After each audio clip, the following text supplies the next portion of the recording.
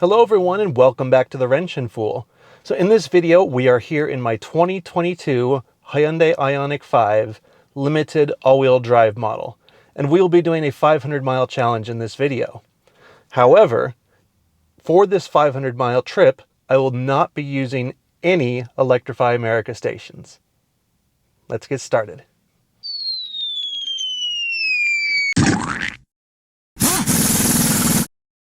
So just a couple of things before we get on the road. I will be driving the same route for this 500-mile challenge at least as much as possible. I will be going to the same northern turnaround point around Canby. We'll be doing to the same southern turnaround point at Medford. The difference is I will be using different chargers and different charging locations since we won't be going to Electrify America. Some of the chargers are in a similar location, but obviously not exactly the same spot. The other thing is that I am not going to be filming any driving footage with the GoPro for this trip. As you can see, it's starting to get dark outside. The GoPro doesn't work well in the dark anyway. But beyond that, I feel like the results are more important than the trip, at least in the case of this video. And so I would rather reserve that time in the video to kind of go over the results at the end, talk about why I did this video in the first place, and sort of have a wrap up at the end and spend a little bit more time on that.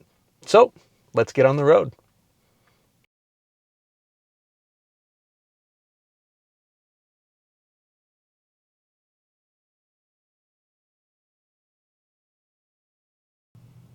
We've made it here to our first stop. We are at an EVCS charger in Cottage Grove, Oregon. So we got here with 126.3 miles. We had 42% remaining in the battery. We're sitting at about 2.8 miles per kilowatt hour currently. So this is kind of a premature stop, but unfortunately I don't really have a choice. Since we are not using Electrify America stations on this route, I have to use whatever else is available, and unfortunately there's not a lot else available. So there are other chargers along the route that I could have potentially made it to. Not even potential, I could have definitely made it to. So the first two, which are the next two sort of going down the road, are both broken. So those are not an option. The third potential option is, I think, working, but I can't actually check the live status of it. So I don't know if somebody is charging on it.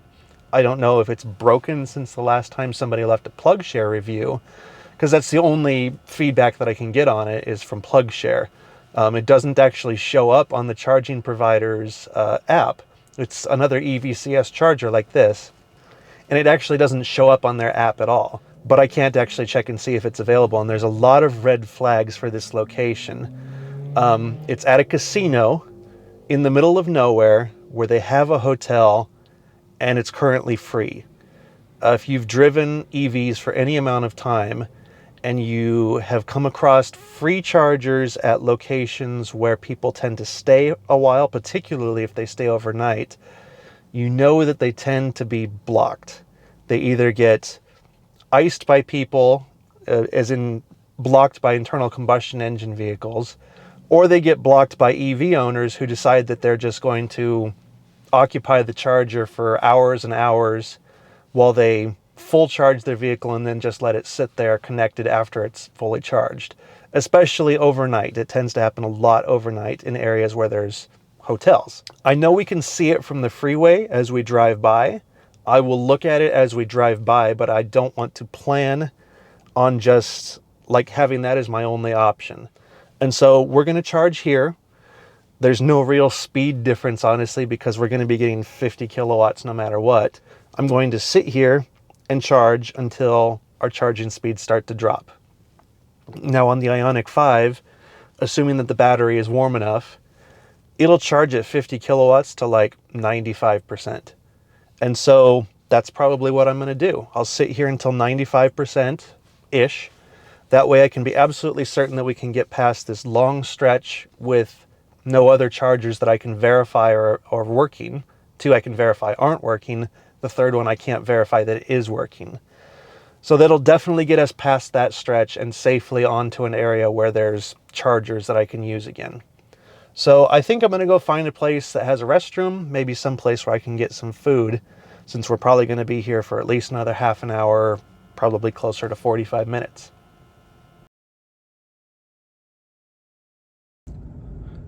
All right, we just dropped down to 32 kilowatts at 92%. That means it's time to unplug and go.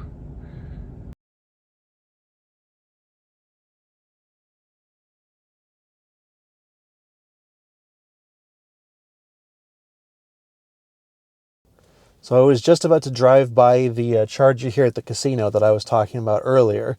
I could see it from the freeway. It looked like it was open, so I decided to pull in here, check and make sure it works, because that would help us on our trip back. It does work, but then as I was thinking about it, just about to unplug and keep going, I was like, why don't I just charge here? We're going to charge at the same speed no matter what, since we're being limited to the 50 kilowatts. So here we are at our second stop. We are at the Canyonville EVCS charger. It is at the Seven Feathers Casino. It's actually at the truck stop across the street, but this is a parking lot for Seven Feathers. They run a, a shuttle back and forth. So a lot of people that go to the casino or stay at the casino park over here. Luckily, the charger is open, and as I mentioned earlier, it is free. So as long as this charger is available, it makes sense for us to try to maximize the usage of it, because, you know, these videos cost me money to make, and at this point they don't make me any money. I do it as a hobby, not as a business. So anything I can do to save some money while making these videos, especially as expensive as these EVCS chargers normally are, I'll take that opportunity. So we got here at 59%. We're sitting at 202 miles. I think the efficiency had dropped down to about 2.7 miles per kilowatt hour. It is getting colder. We're touching down to 35, 36 degrees now. So I think this is probably about as cold as it's going to get for the day. It might get colder as we climb a little bit more, but I think as far as average temperatures, this is probably about as cold as it's going to get. We're sitting at somewhere around the 4-hour mark. So a slow trip, you know, to be expected. So I think I'm going to sit here and charge again up to 90-ish% until the speed starts to drop. Hopefully we'll be able to make it all the way down to Medford, turn around, and then make it all the way back here, because then we can sit here and do another deep charge, and then hopefully make it all the way home. We'll see.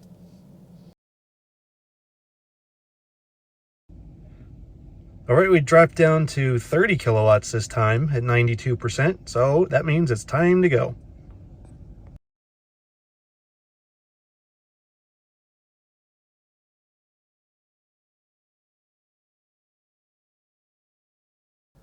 Here we are, hopefully our last charging stop for the night. We are at the EVCS charging station back at Canyonville at the casino once again. Thankfully, still nobody here, and the charger is still free. So we got here at 6 hours and 41 minutes, 22%, and we are at 341.8 miles, still averaging around 2.7 to 2.8 miles per kilowatt hour. So we've got a fairly long stretch still, semi-long stretch, I should say, to get to the 500 miles and get ourselves back home, roughly 160 miles or so. So we're going to need to charge up quite a bit, because the Ioniq's a thirsty thing. And so we'll probably just stay here to the 92% that we seem to be getting to before it starts to slow down charging. So that means 22 to 92% charging at 50 kilowatts. I'm going to be here for a while.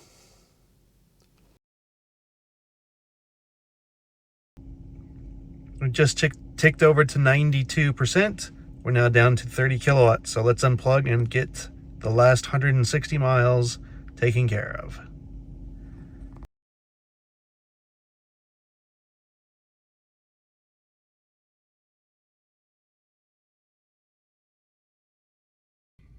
All right, we have made it back home after finishing up the 500-mile challenge. So we finished it in 10 hours and 15 minutes. We've averaged about 2.6 miles per kilowatt hour for the entire trip, and we arrived back home with 12% battery.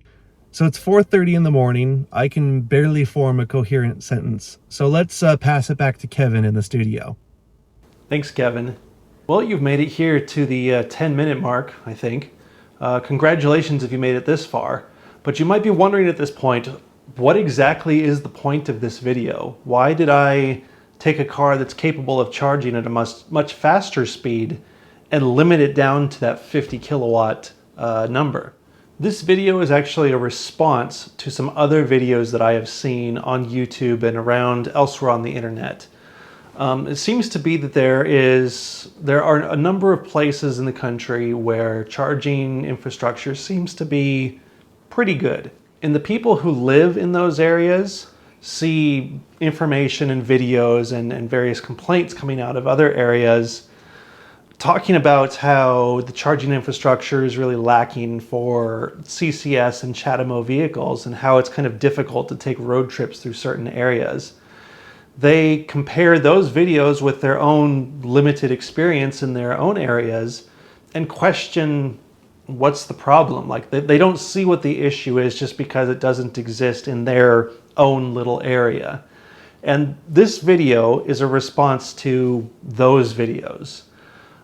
Just because you don't have a charging infrastructure issue in your own little corner of the world doesn't mean that it doesn't exist for other people. I live in Oregon, which is a relatively EV-friendly West Coast state. The route that I take to do my 500-mile challenges is done on Interstate 5, which if you're from the West Coast, you are aware, you know of Interstate 5. If you're not from the West Coast and you've never been here, Interstate 5 goes from the Canadian border all the way down to the Mexican border. It goes through Washington, Oregon, and California, all the West Coast states. It goes through Olympia, Salem, and Sacramento, which are the capital cities of Washington, Oregon, and California, respectively. And it also goes through cities like Seattle, Portland, Sacramento, as I mentioned, Los Angeles, San Diego, and it's the main way that you get between all of those areas, and it kind of includes the Bay Area as well. It's a major interstate. It's probably the most important interstate on the West Coast, in my opinion. And this is the charging infrastructure that we have here. So to kind of explain the problem, let's look at it graphically. So I'm going to pull up on PlugShare just an overall map of Oregon. We'll take a look at it here.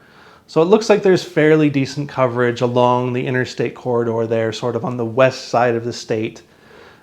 Maybe not as much in the central and eastern side of the state, mostly because it's a lot less populated over in those areas. It still needs a lot of improvement in charging infrastructure, but we're not going to talk about that at this particular moment. We're kind of focusing on the main travel corridors. So if we zoom in here on I-5, you can kind of get a better look at the charging that's available there on Interstate 5 going through Oregon. And again, it looks okay. But if we switch the filter now to show DC fast chargers that offer 150 kilowatts or greater, we start to see a problem there. And if we switch the filter so that it does not include Electrify America stations, we see that there's basically nothing. I think that there are some chargers, EVgo chargers, I think, up in the Portland area at the very north end of the state. I'm not entirely confident that those are open to the public, but they're also right up there in Portland, up at the northern end of the state. Maybe not super helpful for traveling anywhere else in the state, to be quite frank. So that's kind of where this video comes from. A lot of the people out there that I've seen saying that charging infrastructure isn't so bad and that people are overly reliant on Electrify America, well, it's because we kind of have to be. You know, if you have a vehicle that charges, even if it's something like a Bolt that charges at 54 kilowatts peak, if you plug the Bolt into that charges at 54 kilowatts peak into a 50 kilowatt charger, the most you're going to see out of it is about 45 kilowatts. So right off the top, you're losing, what, 20% of your charging speed? That makes a difference. And then of course, if you have a vehicle that's capable of charging faster than 50 kilowatts, that difference just gets bigger and bigger and bigger, especially in something like the Ioniq 5. The most I've ever seen out of the Ioniq 5 in a very rare situation was 250 kilowatts. But for the most part, it maxes out somewhere between 230 to 240 kilowatts. 50 is a lot less than 230 kilowatts. And so that's what I'm showing here in this video is if I can't use Electrify America, or if I can't rely on it to get through the state of Oregon where I live, I almost immediately double or even triple my charging times for a 500-mile trip. And for someone like me who spent the money on an Ioniq 5, at least partially because it charges that much faster, that's really unacceptable. Like, I should not be forced to accept that. So I guess the point of this video was to say those of us with CCS or CHAdeMO equipped cars, and even to some extent those of us with driving Teslas, the charging experience is not consistent throughout the country. And realistically, even here in Oregon, it's better than in some other parts of the country. If you go to some place like Montana, good luck finding any charging. I think there's almost nothing for DC fast charging, and I think even for level 2 charging, it's pretty sparse. So Oregon is better than some places, but there's a lot of places that are better than Oregon too. And we don't just want to drive our cars to and from work. You know, people who buy longer distance, longer range EVs do so because they want to drive them. They want to take them out of town. The cars are capable of it. The charging infrastructure just isn't consistently there yet. So within Oregon, and really within several parts of the country, if you want to charge faster than the 62.5 kilowatts that you get from a ChargePoint CPE 250, for example, which we have quite a few of those around Oregon. If you want to charge faster than that in a lot of places and in a lot of cases, you're stuck with Electrify America. Here in Oregon, EVgo basically doesn't exist. A lot of the other charging providers that are around elsewhere in the country, like Shell Recharge, FreeWire, even like the higher power charge points, the CPE Plus chargers, Express Plus chargers, they don't exist here. And I showed you that on the map. There's just, if you go higher than 150 kilowatts, other than Electrify America, there's really nothing. And so we are reliant on Electrify America around here, but Electrify America is far from reliable around here. I've shown that in several of my videos now. I just recently took another road trip. The only Electrify America station that I went to on the entire trip was out of order. Now for that particular trip, I was driving north, up towards the Canadian, well, into Canada actually. Once you get into Washington, there's better charging options. I was able to use EVgo the rest of the way. I did that because they have their Ultium ready chargers. I think that there was only one place we stopped at where I charged at less than peak speed, and it was still 100 kilowatts, which is still fine. There's still, I feel, a lot of issue of people who are pro-EV not really representing reality very well. As people tend to do on social media, especially in regards to their own lives, we only tend to show the highlights, the good parts. We don't talk too much about the bad parts, the negative, but that's part of reality. We need to talk about the good and the bad. And so that's kind of what I'm doing in this video, is I am shining some light on the bad part. The part that, you know, if you want to use something other than Electrify America, you may not have very many good options. So there's a lot more to talk about, but I'm getting to the point of rambling now. So I'm going to cut it short here and stop the rambling. If you've made it to this point in the video, congratulations, but truly thank you very much for continuing to watch to this point.